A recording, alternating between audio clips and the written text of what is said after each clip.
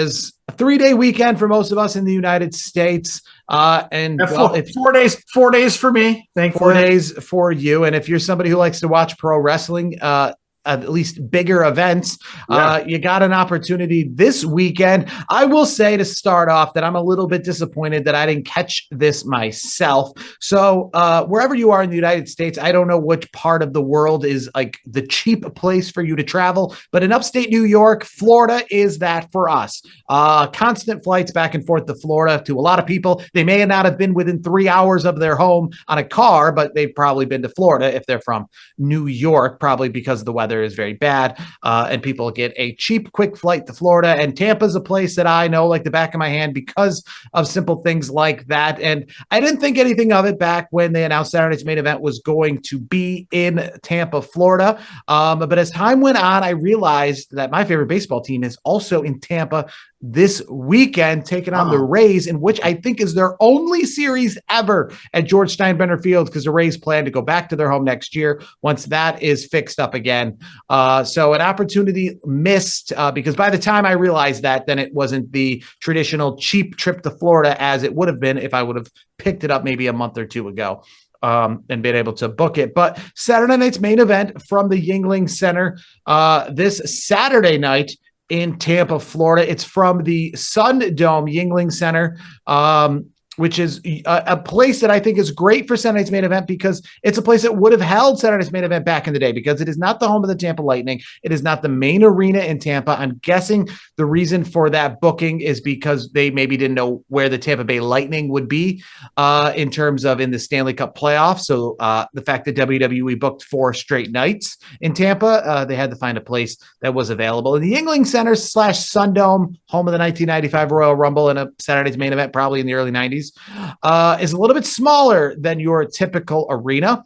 For those in the know, it was the final home of the Thunderdome before they finally moved back to crowds.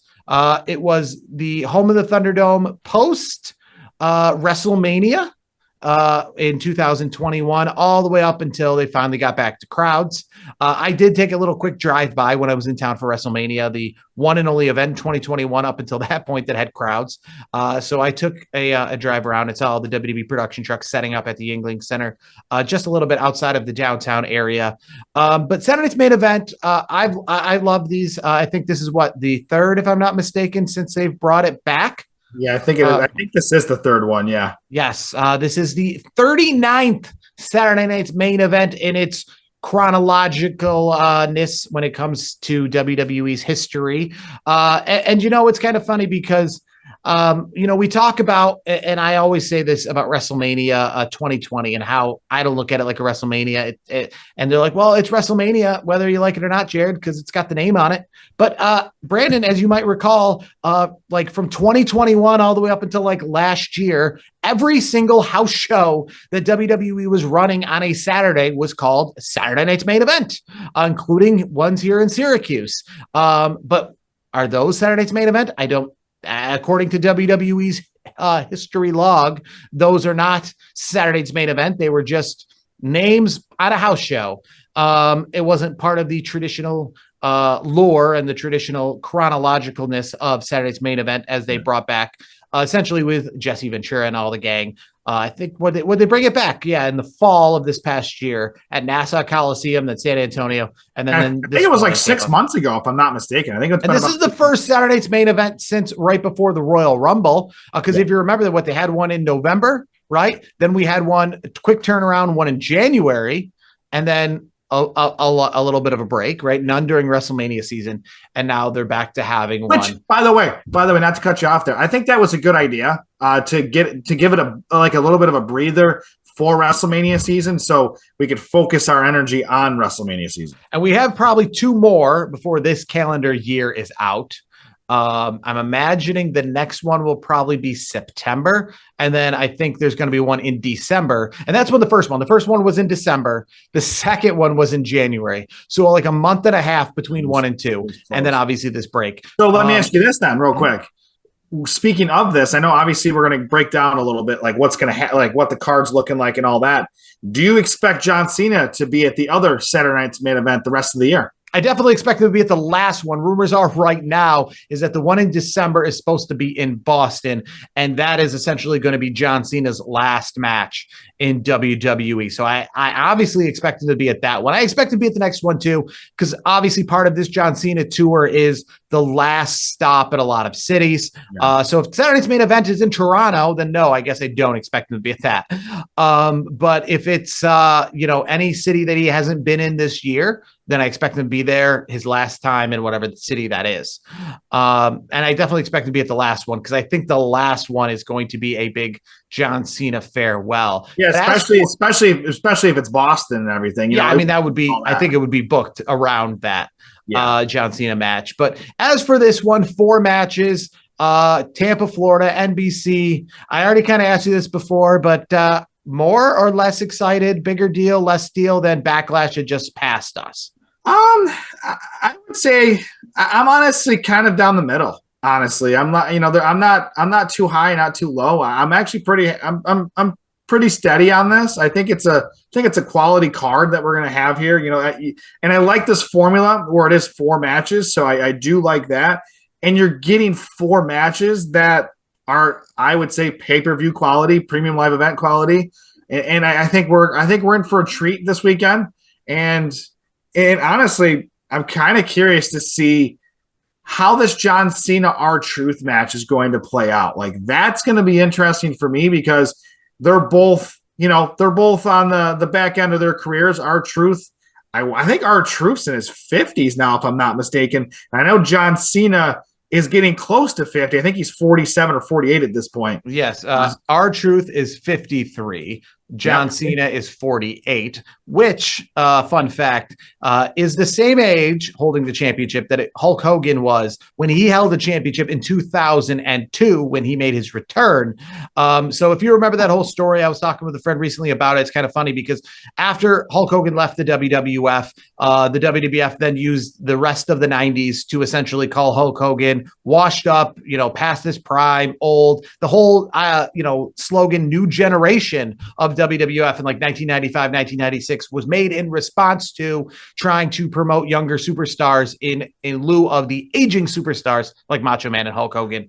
And then Hulk Hogan comes back way after that, after the Attitude Era, and becomes champion again because realistically, honestly, that was just, I guess, spite and, out of retaliation for Hulk Hogan leaving the company and gave him the championship at 48 years old. You mentioned the 95, 96, that era in the late 90s. Obviously, we were in the middle of the Monday Night Wars at that point. Not yet.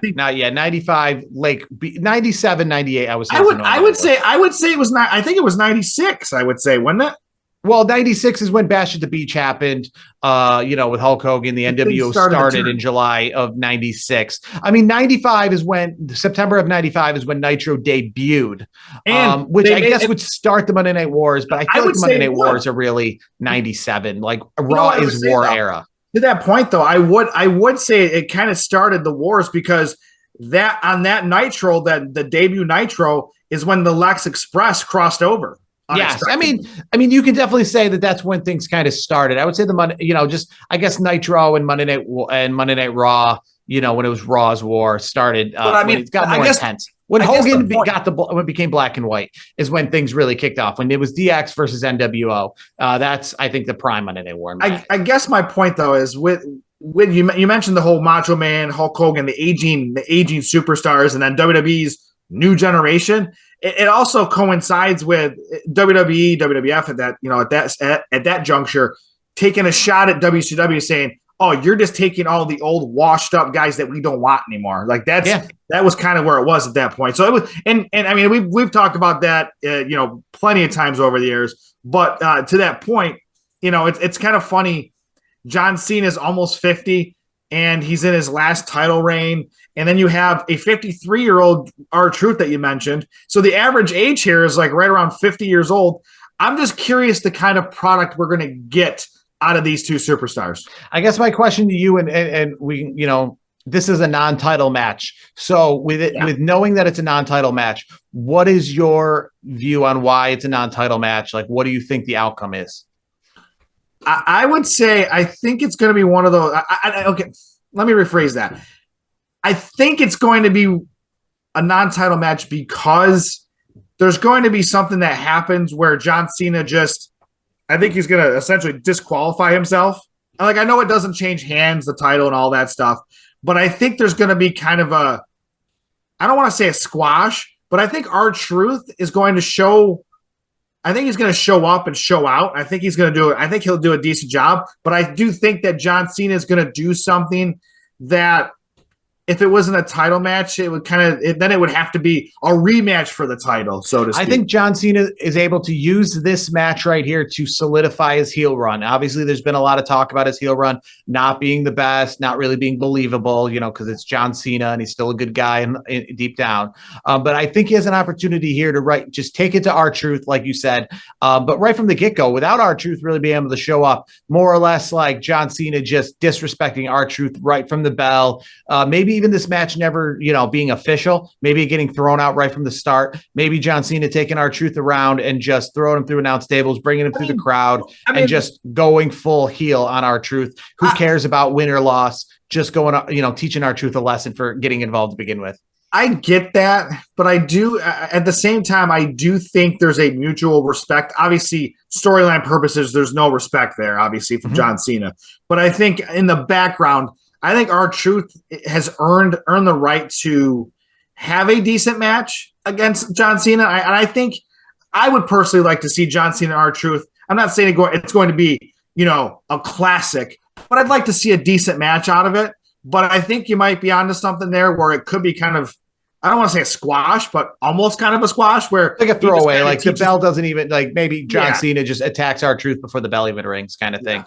Overall, I think this card is great. And we talk about these Saturday main event cards. I wish pay-per-views in general, I wish wrestling shows in general could be more like these because it looks just fun. It's got all the big names. It just is like every match is it offers something different. So we're not getting repetitive here.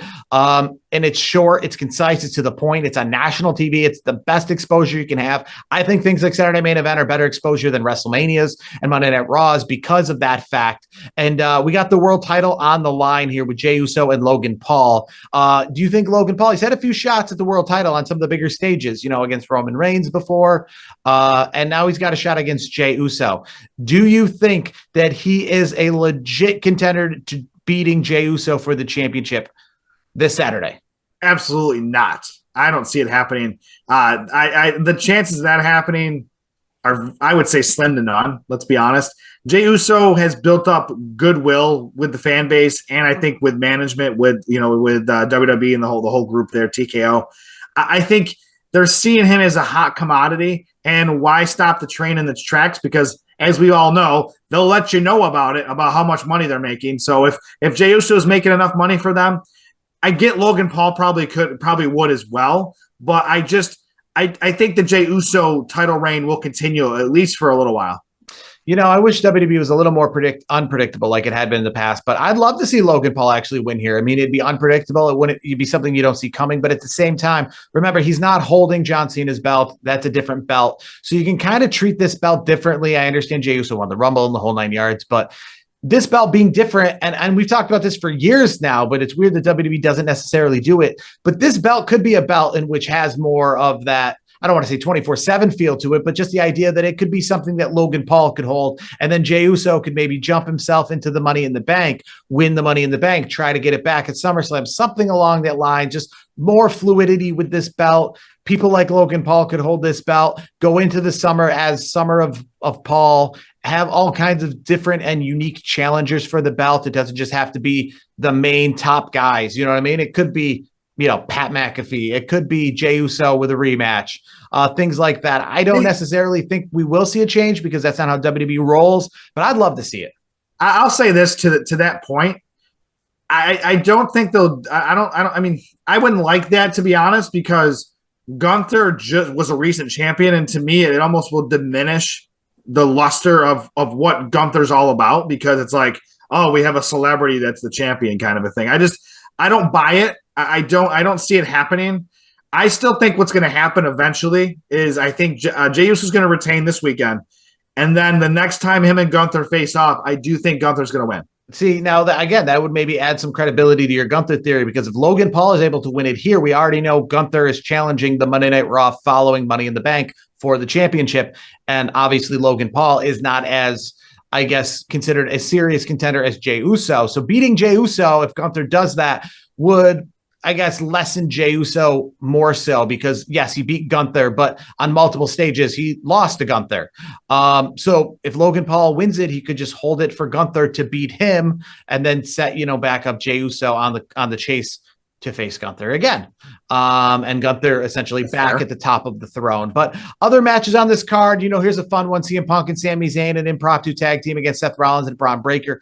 I see CM Punk and Sami Zayn probably winning this because they're the good guys here and it's good guy television. I think it's going to be a fun match. Nonetheless, it's nothing too long.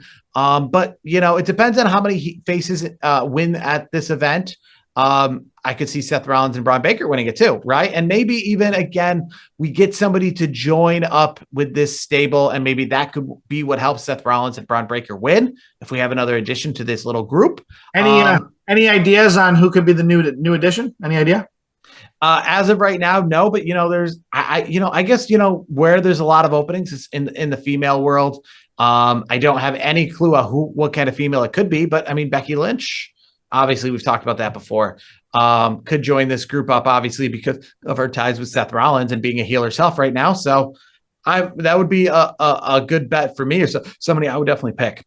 Yeah, I mean that's a valid point where maybe a Becky Lynch or number the newest member, the third member of the trio, I guess we'll call it at that point. Maybe that's how they get over.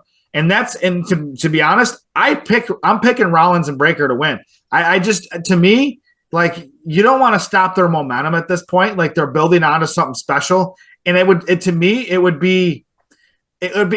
kind of halt them at the tracks. Like you're pulling the brakes out on them and it wouldn't look good for Seth Rollins and Braun Breaker at this point. I think CM Punk and Sami Zayn can afford to lose. And I think they can afford to lose in a fashion that is not so clean. And I think that to me would be the logical way to present this match, make it fun, make it good.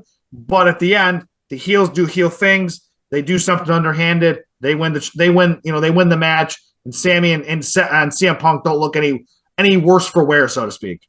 Kind of glossing over the final match here, Damian Priest, Drew McIntyre, they fight again. We obviously saw them go against each other at WrestleMania. The only thing that I'm kind of wishing and wanting in this match is because, overall it's fun, right? We just saw them at Backlash, like leave in that fatal four-way and do their own thing and do the thing out in the crowd where Damian Priest sends Drew McIntyre through the table, out by the sound equipment.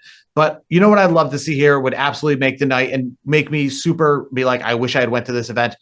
Bring back the steel blue cage, the blue bar cage, right? Bring that back. It's Saturday night's main event. It's nostalgia. It's an old building. Jesse Ventura is on the call. I wonder how long until they have to mute him this time around. Every single time there, you talk about CM Punk back in the day being, a ticking time bomb and with the pipe bomb promo. I feel like that with Jesse Ventura on the mic every single time. They're like wanting to mute him every time out.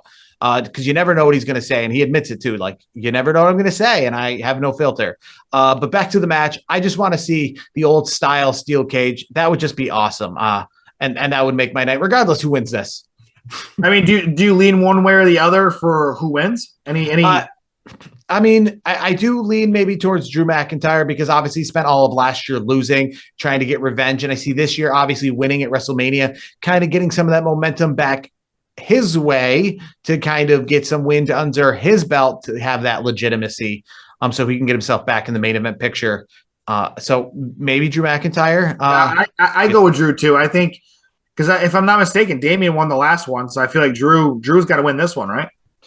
Damian. Drew won at WrestleMania, and then at the other one, it was like they just left the ring during the U.S. title match. Oh, that's true because they took that nasty spot. That's right. Yes, exactly. They just left the ring so that Jacob Fatu and LA Knight could do their thing, and we could see the debut of Jeff Cobb with Solo and Solos group there.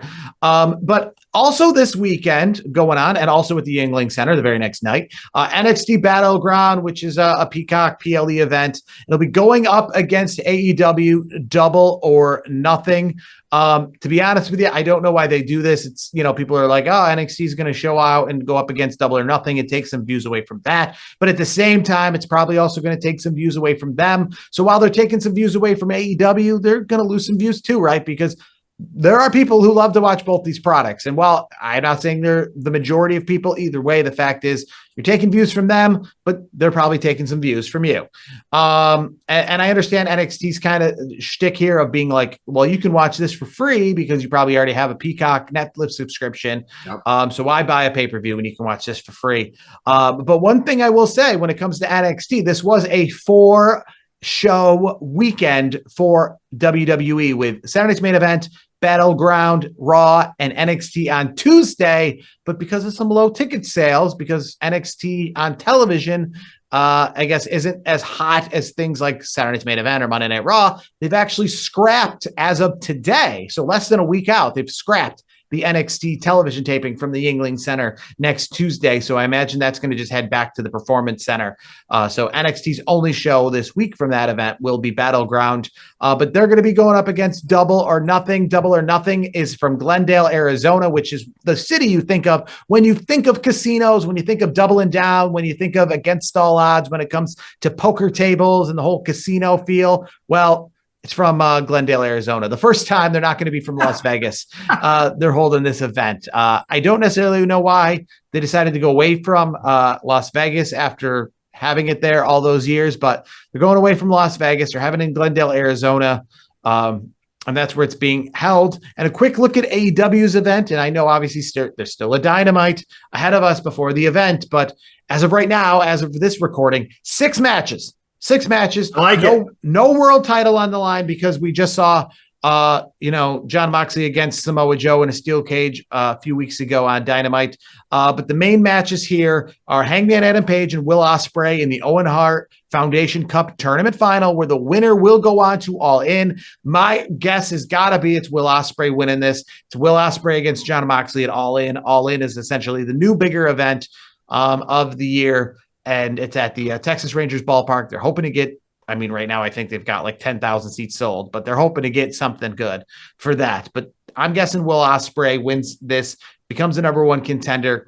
I'm guessing Mercedes Moné, she wins this to become the number 1 contender against Jamie Hayter. And I'm guessing she's going to go against Timeless Tony Storm, who does actually have a match at this event for the World Championship. And, one other kind of crazy prediction, the Hurt Syndicate, we got Bobby Lashley and Shelton Benjamin, who are the current AEW World Tag Team Champions. They're going against Dusty Rhodes and Sammy Guevara. You know them probably more or less from Ring of Honor fame because they've been spending more time in Ring of Honor since Tony Khan has bought that promotion. But I'm guessing the Hurt Syndicate wins. And I'm guessing that maybe Cedric Alexander makes his debut for AEW this weekend and joins the Hurt Syndicate. And Mark Briscoe against Ricochet in a stretcher match. We were talking a little off air about Ricochet and his whole heel persona. Do you maybe see Samantha Irving make her AEW debut alongside Ricochet? That could be another thing as well. Any kind of takeaways you think from AEW's Double or Nothing from Glendale, Arizona, the final pay-per-view before All In? Yeah, I think the one that pops in my head, you already stole my thunder on that one, which is Cedric Alexander making his debut. I think that's a foregone conclusion. I feel like at this point, Samantha Irvin, that'd be kind of cool. Obviously we know the relationship with her and Ricochet. Ricochet is probably going to win that match, and then you got FTR and Daniel Garcia FTR versus Nigel McGuinness and Daniel Garcia. I think FTR wins that one. You mentioned Tony, Timeless Tony. I think she's going to win. Of course, Cedric Alexander is going to help the Hurt Syndicate retain their titles against the Sons of Texas, Dustin Rhodes and Sammy Guevara. I'm actually going to go the opposite direction on the other 2 matches. I think Jamie Hayter's going to win against Mercedes Moné. I'm going to go in that direction. And I think Hangman's going to defeat Will Ospreay. I just got a gut feeling there.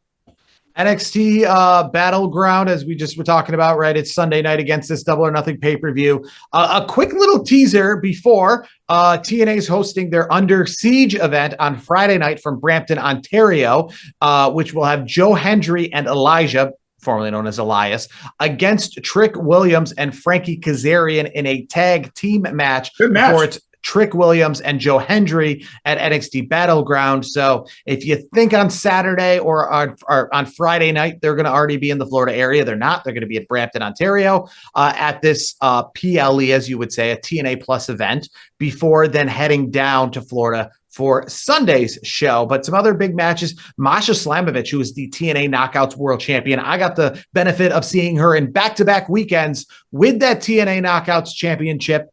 She is going to be in action defending that TNA Knockouts Championship. And the Nemeth brothers, Nick Nemeth and Ryan Nemeth, against Matt Hardy and Leon Slater for the TNA Tag Team Championships. Tessa Blanchard's also going to be in action at this event. And another big match of Steve Macklin against Matt Cardona. So that's a TNA Plus event from Brampton, Ontario. TNA will also be hosting a event on Sunday night against all these shows. But if you're a TNA and Joe Hendry fan, obviously you won't be able to see Joe Hendry as that event because he'll be facing off for the TNA Championship. He'll be defending that against Trick Williams. So TNA World title on the line at NXT Battleground and the NXT World title on the line at Battleground. Obafemi against Miles Bourne. So we'll just kind of stick with some of these three main matches, right? Jordana Grace, Stephanie Vicaire for the NXT Women's Championship. Nice. Obafemi, Miles Bourne for the NXT Men's Championship, and Joe Hendry versus Trick Williams for the TNA World Championship. And as I mentioned, TNA is hosting an event in Niagara Falls, Ontario on Sunday night with a lot of big names, but it won't have the TNA champion because he'll be going on for this event. So quick, I guess, ask to you, Joe Hendry, Trick Williams, TNA World title. Do we see any title change here? No, I still got to go with Joe Hendry, excuse me. I think he's going to win. And I'm also going to go, I'm going to stick with Stephanie Vicaire. I think she's going to win. And then Obafemi, Oba's money. Oba, just keep printing money for this guy. He's going to make a lot of money in this business. I think Obafemi is going to retain. But the match you didn't mention that I'm looking forward to is Stacks Lorenzo, and Tony D. Little issue in the family, in the D'Angelo family. So I'm looking forward to that. I think they've been building that pretty well, and I'm going to go with Stacks in that match. I think Stacks is going to pull out the win against Tony D. Do you see any the NXT North American Women's Championship change in hands while we talk about it? Sol Ruka versus Kalani Jordan. No, I think Sol's gonna keep her title, and then since we're going through it, the 6-man tag match. I mean, I'll be honest with you, that's the match that I have the littlest interest in. So Sean Spears is in it. I guess that's of interest, right? Yeah, I mean that's the one interest. I mean, if I got to go with anything, I'm gonna go with the culling just because of Sean Spears. I mean, sticking with this card as a whole, I agree. Obafemi, I think, is going to defend. I do think Jordana Grace, though, I could see her making this final switch over, becoming the NXT Women's Champion. I guess, I could see Trick Williams just because Joe Hendry is such a draw right now, and he's going to be involved in anything related to TNA, NXT, anywhere they can use him. So maybe having Trick Williams do double duty, right? Being on NXT as another champion. And this is how everyone wins here, because NXT wins by having another championship match on their pay-per-view or on their television show without actually having to make another meaningless championship. I think that's great. I noticed that like a lot of other independent companies kind of do that, right? You have like some local company that's running an independent show and they have a championship match, and you're like, yeah, I don't really care that much. But then they have a championship match of some bigger company, right? I've actually seen that before locally. I remember many years ago, I saw the NWA championship on the line when it was the TNA championship, because they called it the NWA when they had that property. But it was like on a independent show locally. I saw it, in upstate New York. I saw the TNA championship on the line, and it was a way to like advertise their show. You knew, probably wasn't going to change hands at this indie show. But it's just a way to be like, hey, look, we got the TNA world title. We got the NXT world title. So it's kind of similar to what we see with WWE, how they have 2 world titles. NXT has 2 world titles let me ask without you having this. to have 2 world titles. Do you think, you mentioned Jordan Grace maybe winning that match, this weekend. Do you think Stephanie Vaquero gets a call up already? Because Julia's gotten called up and so has Roxy. Or do you think? No, I don't see that happening. But I do see this kind of just solidifying Jordana Grace's spot in WWE, as because we all know she came over from TNA. But I do feel like if she wins this championship, that solidifies her spot in WWE and kind of makes it so that she's no more considered just like that kind of crossover. I understand that she's with WWE essentially full time, but I think becoming the champion solidifies that. Okay. I get that. I'm just wondering because we've seen a lot of call ups lately, and there's been that rumor of I don't know if it's true, and I don't know where it is in that phase, but there's been a lot of rumor and innuendo out there that we're going to have an all women's pay per view down the line here. Yes, that has been the rumor, right? I think it is July 11th or 12th. There's been stuff out there where people saw that there was in Atlanta, Georgia, there's been like some hiring. They've been looking for people to work, quote unquote, the superstore for this Evolution pay-per-view. There was originally talk it was going to be on July the 5th. That's still an open date. There was original talk July 5th from Mohegan Sun in Unkinsville, Connecticut. Now the rumors are in Atlanta, but yeah, I mean, that could also be, Jordana Grace winning the title and maybe a rematch against Stephanie at this event. I do say though that like the fact that they're tied in with TNA, so that really does open up and having an all women's event because you can have the TNA world title, you can have the NXT world title, you can have both women's world titles. I mean, you could have 4 world titles on the line at that event alone. Yeah. On top of the Intercontinental, the US, and then going now down to like the NXT North American. So it seems like working with TNA would be able to easily fill that card if you have all those companies working together to create a mega event. Yeah, obviously I haven't seen anything concrete. It's just kind of hit the rumor mill, so to speak. But I guess my point to that was in my head I was thinking maybe Jordan Grace takes the title off of Stephanie Vaquero, and then Stephanie gets called up, and then she's part of that event.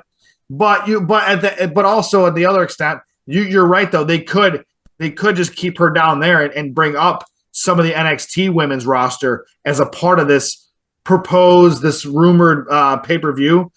I'm curious to see where it lands and see what actually happens of it, because the last time we did a women's pay-per-view, all women's pay-per-view, premium live event, they had to bring in some star power to, the Trish Stratus's of the world. But because this roster is so, it's so, and because they're working with TNA too, so that's like a whole nother roster they have at their disposal to be able to use. They can use Dana Brooke without needing to essentially hire Dana Brooke. Exactly. You could bring that talent in and not have to rely upon like a Michelle McCool or a Trish Stratus or a Lita. Maybe they make an appearance regardless. But the roster is the depth is so good, and you can also use the TNA women's division as well, and make an all women's card that I think would be very entertaining. If you were to watch only one event this weekend, obviously Saturday night's main event, NXT, AEW, or even TNA Under Siege. If you were to only watch one event this weekend, what would you pick? Ooh, that's a tough question because they all intrigue me for different reasons. I'm going to pick Saturday night's main event. I'll just jump right out and say that I picked Saturday night's main event because it is. I'm sorry, folks out there. I think second would be AEW because that's obviously the juxtaposition entirely. Because that's obviously a long pay-per-view with long matches and 25-minute 5-star classics. But Saturday night's main event are just. Again, these I wish were the norm for wrestling. I love wrestling when it was easily digestible. Stories mattered the most. Every match offered something different. It was short. It was concise. It was easy to watch without having to be fully invested. Just a fun 2-hour time. I'm gonna say this. I want to see them all in some way, shape, or form. I'm gonna try to watch as much as I can. But I'm gonna rank them Saturday night's main event. I'm going to go NXT, and then I'm going to go AEW for the top 3 this weekend. I'm going to go AEW though. I say Saturday's main event, but I go AEW first because again, listen, I understand, WWE's great product and stuff like that. I like NXT. I like all the products, right? But as a true wrestling fan, as not some of these people that are just on the internet that just do what they do. I mean, Yeah. AEW, whether you like to say it or not, I don't care what people out there. That's the number two company. That's a professional company, right? That's where the Edges of the world are. That's where the John Moxleys of the world are. Whether they get 1,000 people in attendance, and I say the same about TNA too, right? Whether they get a sellout crowd or they don't, that's still the same Dolph Ziggler, right? That's still the same, main superstar holding, their world title. That's the same, Moose or the same Josh Alexander. So, I still look at NXT, right, as it's a developmental brand, and that's how it's portrayed. AEW isn't putting out a show in which they're saying we don't want to overstep Raw, we don't want to overstep. AEW isn't doing that. AEW is trying to go balls to the wall. So I'm going to want to go to a company that's putting out their WrestleMania, that's putting out a show where they say we're going to go balls to the wall, because Shawn Michaels, while he wants to go balls to the wall, also is being probably told from the higher ups, remember, we're not here to outshine WrestleMania, right? That's not our goal here. We're still a developmental brand. We still have a lot of developmental talent. So I'm going to go to the company where, regardless of what the crowd looks like, they're still going to be trying to put on a show as if all those other companies don't exist and that they're the number one wrestling company in the world, right? That's what they're going to be trying to do. So that's why I would put that behind Saturday's Main Event. I put Saturday's Main Event, like I said, I don't think it's going to outshine from a wrestling perspective, but that's okay, because I'm putting Saturday's Main Event up higher than AEW, just from the aspect that it's going to be a fun, quick, short, good show. Yeah, I agree. I think it's going to be a short, fun, quick show. And I love the nostalgia, and I think WWE needs to double, triple down on all that nostalgia. I want to see more of it each and every time out. Speaking of seeing stuff I want to see more of, I want to see as much Obafemi as possible. The guy just keep printing money. The guy is money. So anything he's on, I like to watch. He's great, very entertaining guy.